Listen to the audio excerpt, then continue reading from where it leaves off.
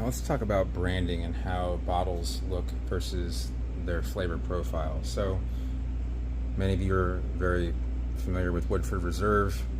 Every bottle sort of looks similar in one fashion or another. Obviously there's the double oaked. There's different color labels, but for the most part the bottles are going to say the same. Now we go down to a newer craft distillery, Smoke Wagon, out of Nevada.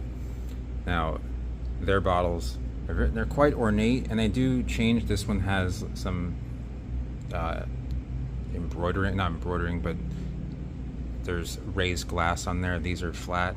Now Smoke Wagon is going to be similar in that it's more of a what I call Western style whiskey. So High West, Smoke Wagon, some of the Texas whiskeys, they're going to have more of that leathery tobacco flavor.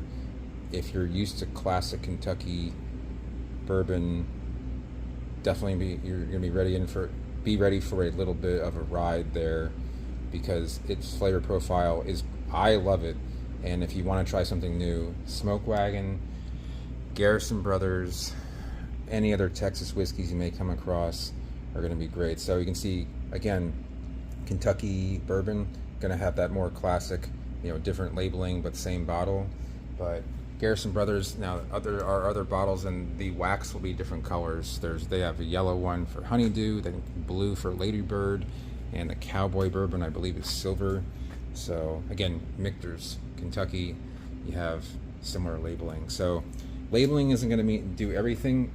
Old Forester, again, may not know which one to get. Depends on what you would want. Do you want a higher proof? Do you want bottled and bond? Do you want something more classic, lower proof? Just look at those bottles. But that's the way that Kentucky distilleries tend to advertise, more classic, look like that, versus Smoke Wagon is going to be more in your face.